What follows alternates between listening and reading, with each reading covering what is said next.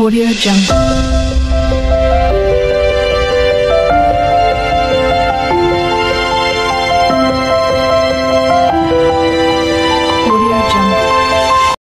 সুপ্রিয় শিক্ষার্থীরা, তোমাদের সকলকে আজকের এই ভিডিওতে সুস্বাগতম জানাচ্ছি।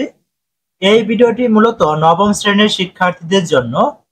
এই ভিডিওতে শিল্প সংস্কৃতি বিষয়ের মূল্যায়ন পরীক্ষায় যে প্রশ্নগুলো আসতে পারে সেই বাছাইকৃত গুরুত্বপূর্ণ প্রশ্নগুলো নিয়ে আলোচনা করব।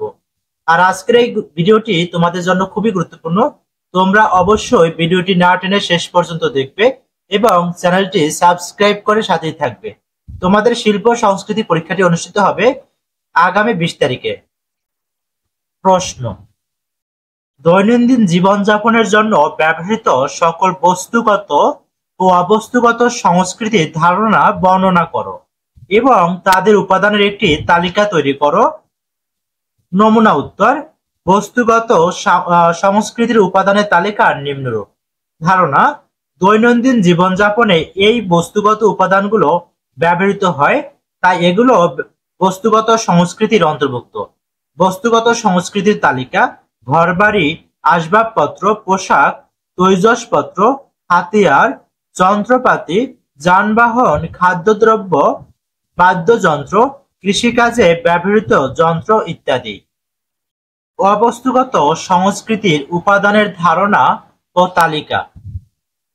ধারণা: এই উপাদানগুলোর বস্তুগত গুণ নেই, এগুলো চিন্তাশীল জীবনযাপনের অংশ, তাই এগুলো অবস্তুগত সংস্কৃতির অন্তর্ভুক্ত। অবস্তুগত সংস্কৃতির ধারণা: সাহিত্য, ধর্ম, দর্শন, রীতিনীতি, জ্ঞান, বিজ্ঞান, শিল্পকলা, সঙ্গীত, মূল্যবোধ, বিশ্বাস, আইন। সংবেদনশীল গঠনমূলক মতামতের নমুনা: একজন সদস্য বাদ্যযন্ত্রকে অবস্তুগত সংস্কৃতির উপাদান হিসেবে উল্লেখ করেছে, কিন্তু বাদ্যযন্ত্রে বস্তুগুণ আছে যা গান গাইতে অর্থাৎ অবস্তুগত সংস্কৃতি ব্যবহৃত হয়, তাই এটি বস্তুগত সংস্কৃতির উপাদান হবে।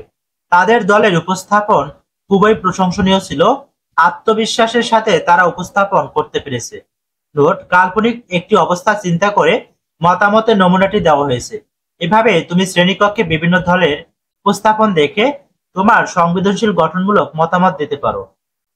প্রশ্ন: পাঠ্য বইয়ে দেওয়া গ্রামীণ সংস্কৃতি, নগর সংস্কৃতি, ক্ষুদ্র নৃগোষ্ঠীর সংস্কৃতির ছবিগুলো ভালোমতো পর্যবেক্ষণ করে তোমার ধারণা লেখো।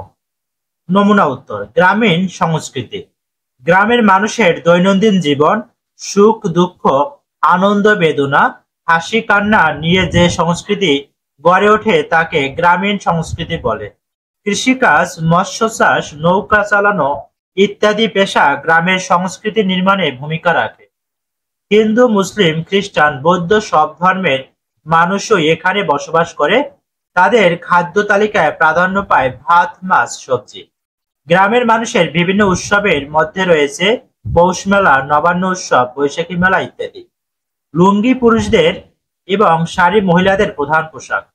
নগর সংস্কৃতি: প্রযুক্তি নির্ভর ও আধুনিক জীবনযাপনে অভ্যস্ত শিক্ষিত নগরবাসীর সংস্কৃতি নগর সংস্কৃতি।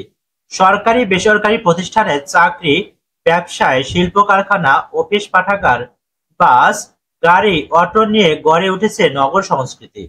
সকল ধর্মের লোকেরা শহরে বাস করে। ধর্ম অনুসারে সবাই যার যার উৎসব পালন করে, যেমন ঈদ, পূজা, বুদ্ধ পূর্ণিমা, বড়দিন ইত্যাদি। মাছ ভাতের পাশাপাশি পোলাও, বিরিয়ানি, কাবাব, বাকরখানি প্রভৃতি খাদ্যাভ্যাস রয়েছে শহরে এর মানুষের। তারা মূলত শার্ট, প্যান্ট, কামিজ ইত্যাদি পোশাক পরিধান করে।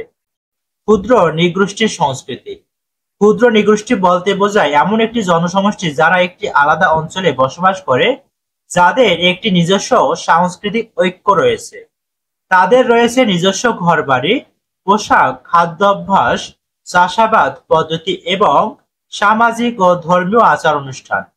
বাংলাদেশে ক্ষুদ্র নৃগোষ্ঠীর মধ্যে রয়েছে গারো, চাকমা, মারমা ও ত্রিপুরা। মূলত বৌদ্ধ ধর্মের মানুষ এই জনগোষ্ঠীর অন্তর্ভুক্ত। তারা বুদ্ধ পূর্ণিমা, মাঘী পূর্ণিমা, মধু পূর্ণিমা ইত্যাদি ধর্মীয় উৎসব পালন করে। শুটকি মাছ দিয়ে তৈরি বাহারি খাবার বাঁশকরল, সবজি সিদ্ধ ইত্যাদি তাদের প্রধান খাদ্য। ক্ষুদ্র নৃগোষ্ঠীরা পিনন ও হাদি পরিধান করে থাকে। তারা উৎসবের সহিত বর্ষবরণ পালন করে। সুপ্রিয় শিক্ষার্থীরা, আজকের এই ভিডিওটি এই পর্যন্তই। তোমাদের যদি ভিডিওটি ভালো লাগে তো অবশ্যই চ্যানেলটিকে সাবস্ক্রাইব করে সাথেই থাকবে। আর ভিডিওটি শেষ পর্যন্ত দেখার জন্য তোমাদেরকে অসংখ্য ধন্যবাদ।